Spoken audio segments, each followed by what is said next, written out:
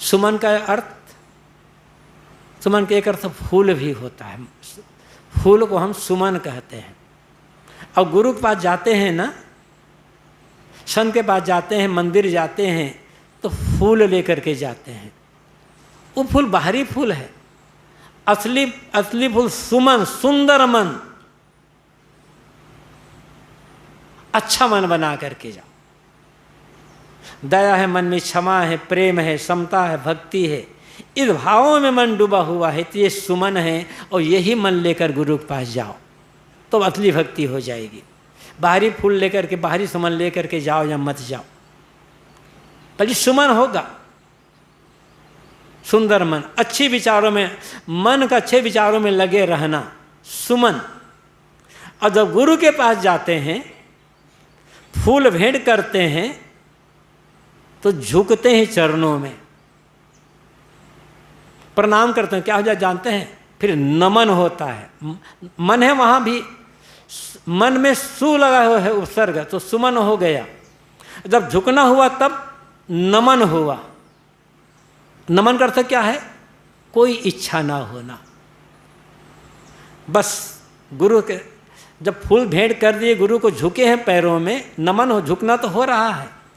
अब मन कब झुकेगा? जब अहंकार नहीं होगा, कोई कामना नहीं होगी। यह है नमन। मन से सुमन, सुमन से नमन, और जब झुक गए तब क्या होगा? अमन। पूरी अमन मतलब शांति। मन ही शांत हो गया, अमन की स्थिति पहुंच गई। ये अमन स्थिति में पहुंचना, ये सहज समाधि है। इसके लिए मैंने कहा मन, सुमन, नमन, फिर अमन। सब में मन है, उपसर्ग बदलता चला गया, अर्थ बदलता चला गया। तो सहज समाधि का अर्थ क्या है? मन का अमन हो जाना, बिल्कुल शांत। यहां हठ क्रिया का आवश्यकता नहीं है। भ्रम के, कुछ पाने की, कुछ देखने की, कुछ जाने की का भ्रम नहीं होना चाहिए। भ्रम है तो फिर सहज समाधि नहीं होगी। तो बिन भ्रम हट क्रिया से न्यारा सहज समाधि लगावे। ये मन जहां जाए तहां निर्भय समता से ठहरावे। साहब कहते जहां जाए मन निर्भय रहो। इसका मतलब क्या है? ये थोड़े है कि मन संसार में जात निर्भय रहो, अमुक जगह जात निर्भय रहो। स्थिति ऐसी बनाओ मन को कि ये भटकने ही ना पाए। मन निर्मल विचार है, निर्भयता।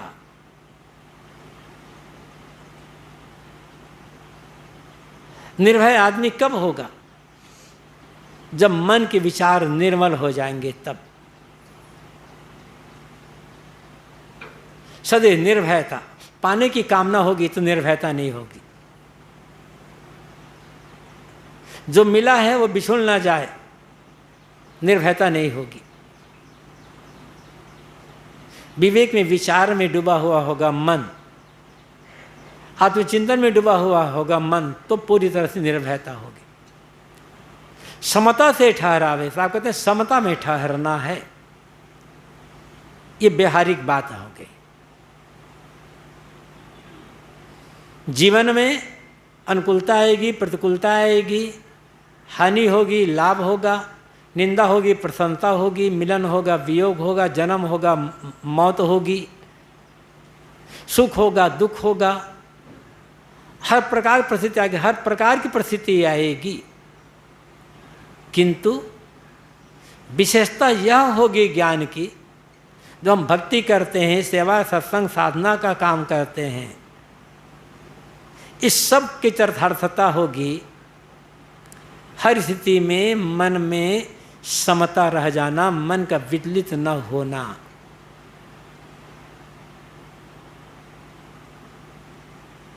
द्वंद्वग्रसित न होना मन का। द्वंद्वग्रसित हो जाना ये हमारी कमजोरी है। वास्तविक योग समता ही, इसलिए गीता में कहा गया समत्वम ही योगी उच्यते। समत्वम, समता, समता ही योग है। और कबीर साहब ने साखी में कहा है,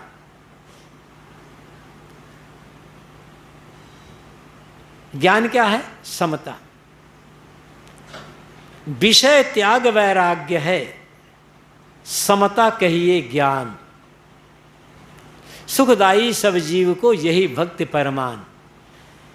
वैराग, ज्ञान और भक्ति तीनों की थोड़ी एक ही साखी में सुंदर परिभाषा साहब देते हैं। वैराग क्या है? विषय त्याग, मतलब विषयों की आसक्ति का त्याग। खाओ आसक्ति रहित होकर, देखो आसक्ति रहित होकर, सुनो आसक्ति रहित होकर, काम करो आसक्ति रहित होकर, वैराग ही है। विषयों की आसक्ति का त्याग वैराग। हर स्थिति में समता में जीना ज्ञान। और ऐसे काम करना, ऐसा व्यवहार रखना कि संपर्क में आने वाले लोगों का मन प्रसन्न रहे, ये भक्ति। यहाँ का प्रसंग है, साहब कहते हैं समता में ठहरावे।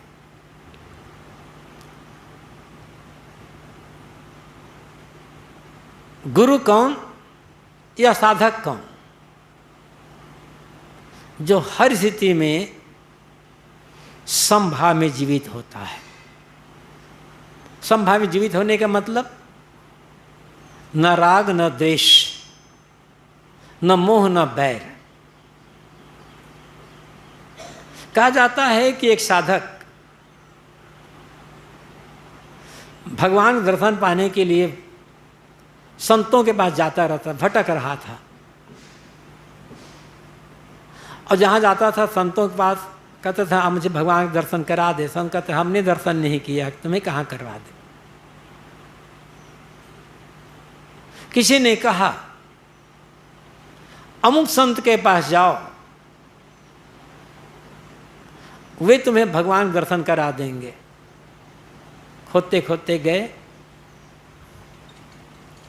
प्रणाम किए और कहा कि मैं भगवान दर्शन करने के लिए आया हूँ। लोगों ने बताया है मुझे, संतों ने कहा है कि आप भगवान दर्शन करा देते हैं। भगवान दर्शन कराते भी हैं। संत ने पूछा, क्या सच मुझे भगवान दर्शन करना चाहते हो? कि हाँ। तो उन्होंने कहा, ये जो आंखें तुम्हारी है, इस चर्म नेत्र, इन चर्म नेत्रों से तुम भगवान दर्शन नहीं करा पाओगे। इन नेत्रों को, इन आँखों को बंद करना होगा। और जब तीसरा नेत्र जब खुलेगा तुम्हारा, तो भगवान का दर्शन, और तीसरा नेत्र जब खुल जाएगा तब होगा। जिन आँखों से संसार को देखते हो, उन्हीं आँखों से नहीं होगा।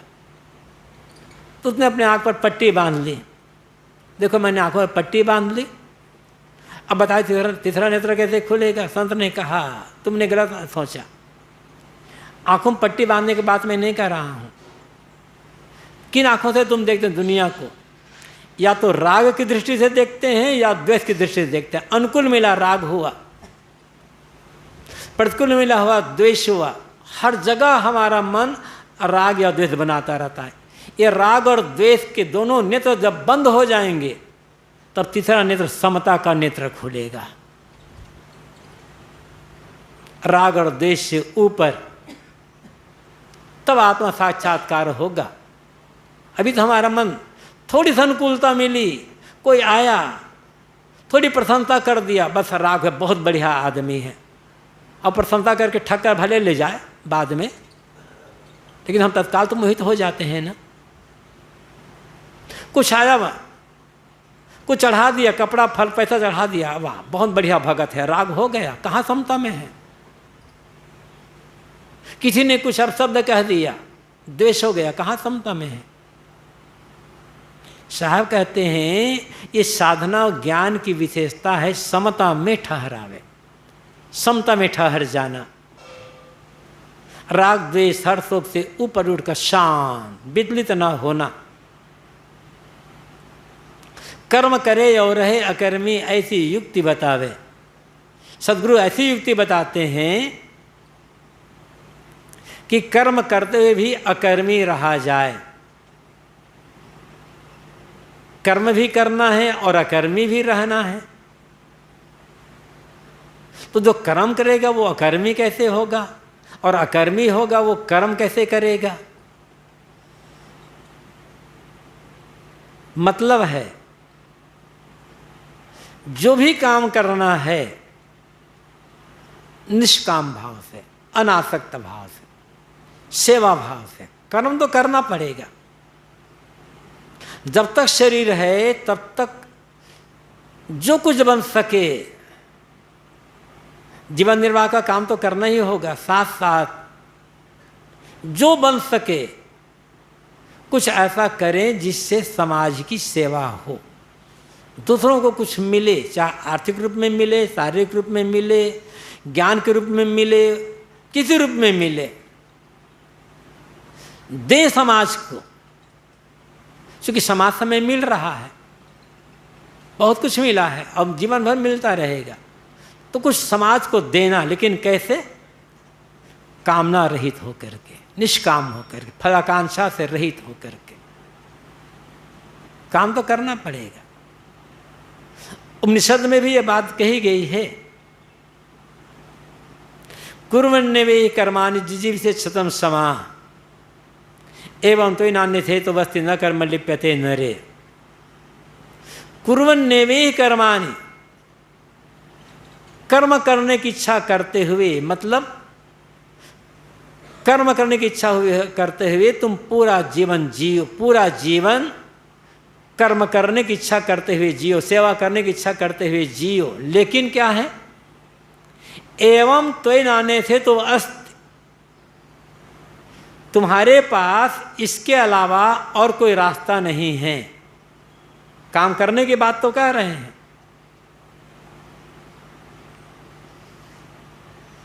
काम करने के अलावा तुम्हारे पास कोई रास्ता नहीं है, काम तो करना पड़ेगा। लेकिन एक और उसके साथ कहते हैं, तुम्हारे पास कोई इसके अलावा कोई रास्ता नहीं। क्या है? न कर्म लिप्यते नरे, तुम्हें कर्मों में लिपायमान नहीं होना है। रास्ता यह है, कर्म करो, लिपायमान ना हो, आसक्त न हो जाओ। लोभ छोड़ करके कर्म करो, मोह छोड़ करके कर्म करो, राग द्वेष छोड़ करके कर्म करो, तो कर्म करे रहे और रहे अकर्मी स्थिति आएगी।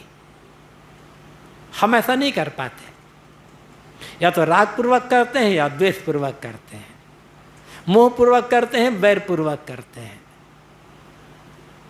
पाने की कामना रख कर करते हैं। और कुछ ना मिले तो लोग हमें अच्छा माने, यहां भी पाने की बात आ गई।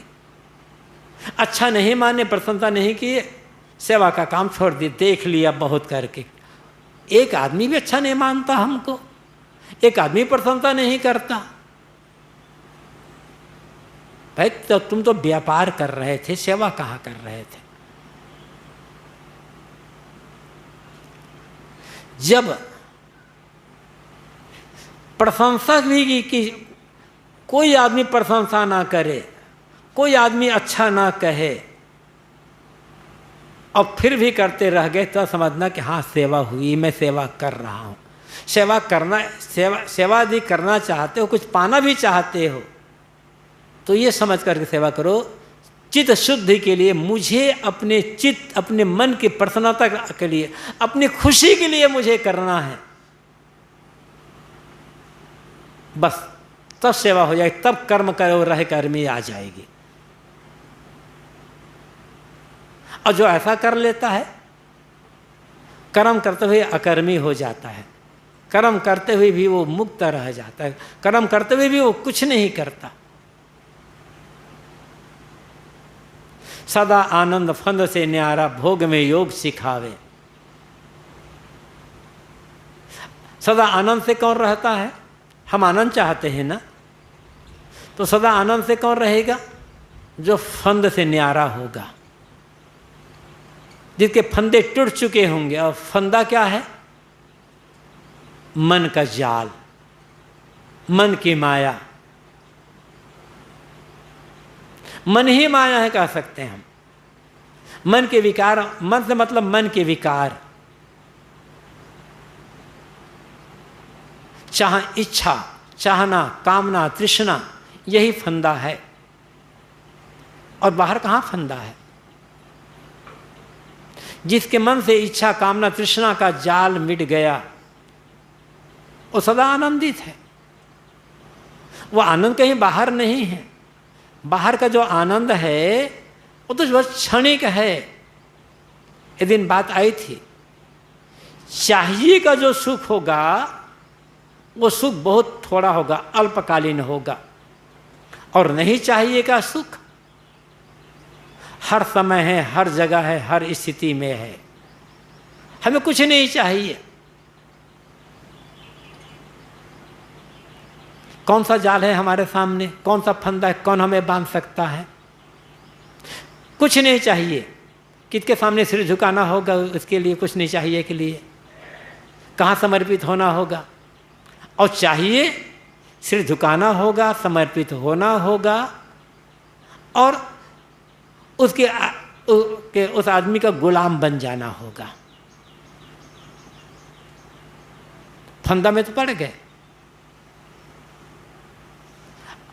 और नहीं चाहिए, आत्मसंतुष्ट है मन, तो कोई फंदा ही नहीं है।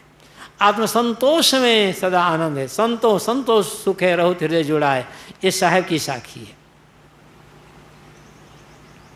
संतोष में सुख है, संतोष में कोई फंदा नहीं है, कोई की इच्छा कामना ही नहीं है। साहब कहते हैं यदि सदा आनंद से जीना चाहते हो, सदा आनंद, जीवन पर्यंत आनंद से जीना चाहते हो, सुख से, शांति, प्रसन्नता जीना चाहते हो, तो मन का जो फंदा है, चाहिए का फंदा, ये मिले, वो मिले, ये मिले, यहाँ जाऊँ, इससे मिलूँ, इससे देखूँ, ये जो फंदा है, ये जो इच्छा का जाल, इसे तोड़ दो, तब उस आनंद का अनुभव होगा। बिना चाहना के भी काम किया जा सकता है, सिर्फ सेवा समझ करके, चित्त की शुद्धि को रक्षा रख करके। भोग में योग सिखावे, सदगुरु का काम क्या है? भोग में योग सिखाना। इसका मतलब ये नहीं है कि भोग भोगते भी रहो और योग हो जाएगा, ऐसा नहीं है। हर आदमी का मन तो भोगी बना है ना, उसी भोगी मन को योग सिखाना है। भोग क्या है? हमारी इंद्रियों का उसके विषय में लग जाना भोग है। भोग का मतलब खाली स्त्री पुरुष का संबंध ही नहीं है, काम भोग ही नहीं होता। भोग का मन जैसे आँख है, इंद्रिय है, हमारे सामने दृश्य है, देख रहे हैं, भोग है आँख का। खाने में बैठे हैं, हर चीज में स्वाद है, जीभ स्वाद ले रही है, भोग है जीवा का। बाहर से कुछ भी ग्रहण करना, हम बैठे हैं, लोग खड़े हैं हमारे सामने हाथ जोड़े, कुछ लोग स्तुति कर रहे हैं, प्रार्थना कर रहे हैं, कुछ लोग माला पहना रहे हैं, भोग है ये। और जबरदस्त भोग है ये। और मन इसी में डूबा हुआ है। इसी भोगी मन को योग सिखाना है।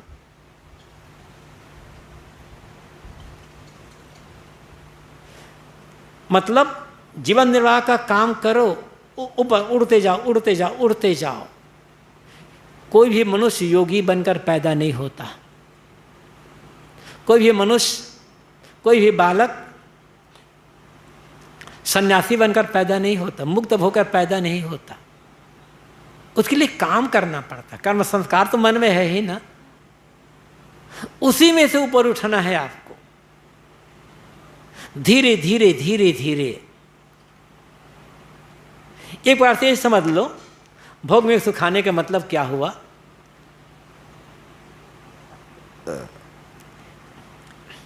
एक एक दोष, एक एक दुर्गुण, एक एक दुराचरण का त्याग करते चले जाओ, भोग से योग की तरफ यात्रा शुरू हो गई है। एक दोष, मान लो उदाहरण ले, क्रोध छोड़ा, क्षमा भाव ग्रहण किए, भोग से योग की ओर यात्रा शुरू हो गई ना। लोभ छोड़ा, सेवा में मन लगाया, भोग से योग की तरफ यात्रा शुरू हो गई। बैर छोड़ा, प्रेम की तरफ यात्रा, प्रेम में जीना जीवन, भोग से योग की तरफ यात्रा शुरू हो गई। तो भोग मतलब बाहर से कुछ भी पाना, ये भोग है। और योग क्या है? पाने की इच्छा छोड़ देना, कुछ नहीं चाहिए, अंतर्मुख हो जाना। कहना चाहिए मन की जो बहिर्मुखता है, मन का बाहर भटकते रहना, ये भोग है। और उस बहिर्मुखता से मन को हटाकर अंतर्मुख कर लेना, ये योग है। बहिर्मुखता जितनी घटेगी उतना दुख घटेगा, और अंतर्मुखता जितनी बढ़ेगी उतनी शांति आएगी। साधु से हम इसको इस रूप से समझ सकते हैं। तो सदा आनंद फन से न्यारा भोग में योग सिखावे, तज धरती आकाश धर में प्रेम मड़ैया छावे।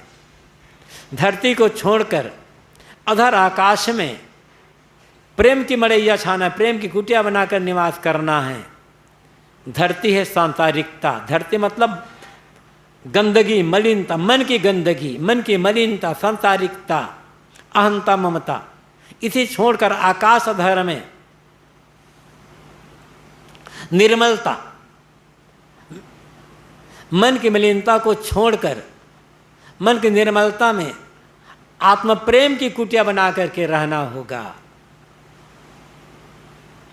मन की गंदगी बनाए रख करके वो आत्म प्रेम, आत्म स्थिति कुटिया नहीं बनेगी।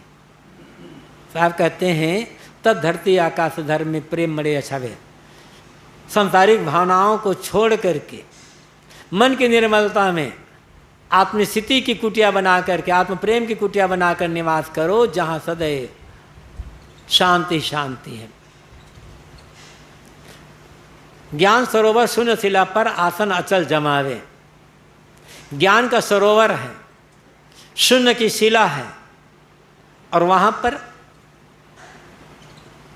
अचल आसन से स्थित हो जाना है। ज्ञान का सरोवर, आत्मज्ञान का सरोवर, शून्य शिला, मन को शून्य कर देना, निर्विचार संकल्प रहित कर देना। अचल आसन जब हो गया, अपने आप में स्थिति हो गई। आत्मज्ञान है पूरी तरह से, जिसे मैं पाना चाहता हूँ वो मैं ही हूँ, मेरा स्वरूप है, बाहर पाने के नहीं है। और शून्य शिला क्या है? मन का सोचना बंद हो गया, शून्य हो, मन में शून्यता आ गया, मतलब संकल्प शून्यता आ गई। मन संकल्प शून्य हुआ, अचल आसन आत्मस्थिति हो गई। ये बाहर की बात नहीं है, ये भीतर की बात है। ये बाहर का सरोवर नहीं, साहब ज्ञान का सरोवर है और शून्य की शिला है। तो शून्य की शिला है मन का संकल्प रहित होना, चिंतन रहित हो जाना। जब मन में संकल्प नहीं रह गया तो अपने आप में अचल आसन लग गया। कहीं कबीर सदगुरु सो साचा घट में अलख लगावे लखावे। सदगुरु कहते हैं वह सच्चा सदगुरु है जो घट में ही अलख को लखा देते हैं। अब प्रश्न ये भी हो सकता है, जो अलख है, अलग अर्थ क्या होता है? जो लखने में, देखने में ना आवे, जिसे हम देख नहीं सकते, वह अलख है। लेकिन साहब कहते हैं उसी अलख को लखाना। जब अलख है वह लिखने में नहीं आ सकता, तब उसे लखेंगे कैसे और कोई लखाएगा कैसे?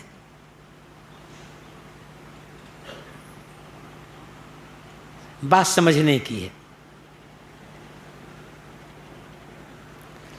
यहां लखना है जान लेना। गुरुदेव जी ने बीजक व्याख्या के ज्ञान 34 प्रकरण में उदाहरण दिया है। कक्षरे पहला कका कमल किरण में पावे सदे बिगड़ संपूर्ण नहीं आवे, तहाँ कुसुम रंग जो पावे अवगह गही के गगन रहावे। अवगह गही के गगन रहावे, अवगह का अर्थ होता है जिसे ग्रहण नहीं किया जा सकता, जिसे जो पकड़ में ना आवे, पकड़ा नहीं जा सकता, उसको ही पकड़ना। जिसे अब बात प्रश्न होगा कि जिसे पकड़ा ही नहीं जा सकता, जिसके लिए अवगह कह दिया गया है, उसे ग्रहण कैसे करना होगा, पकड़ना कैसे होगा? वही प्रश्न यहाँ पे ही है।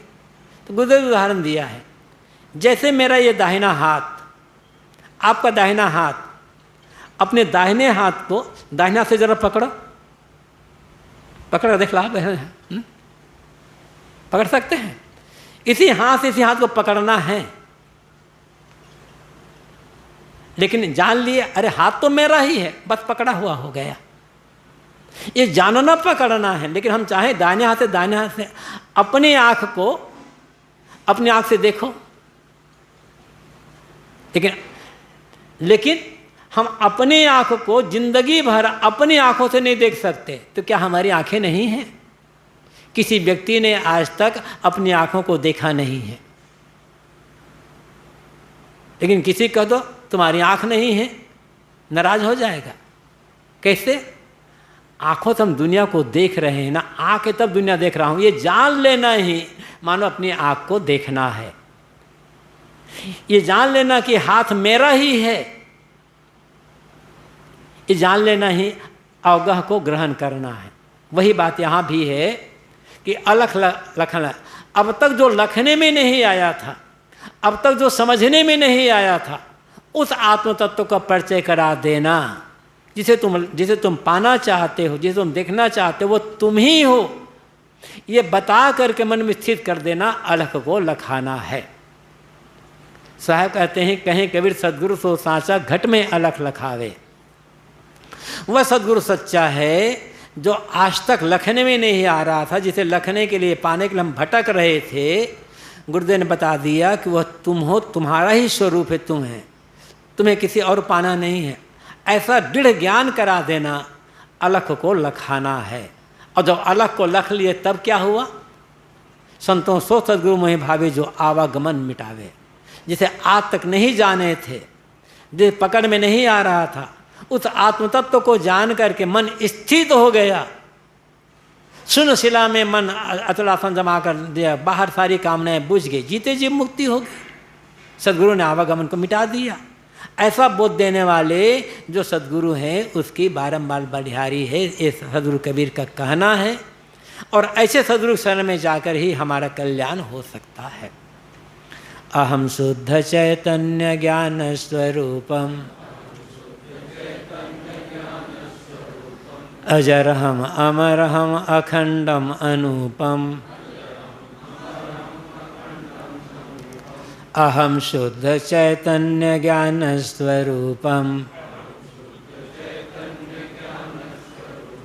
अजरहम अमरहम अखंडम अनुपम। अहम शुद्ध चैतन्य ज्ञान स्वरूपम अजरहम अमरहम अखंडम अनुपम। अहम शुद्ध चैतन्य ज्ञान स्वरूपम अजरहम अमरहम अखंडम अनुपम। अहम शुद्ध चैतन्य ज्ञान स्वरूपम अजरहम अमरहम अखंडम अनुपम।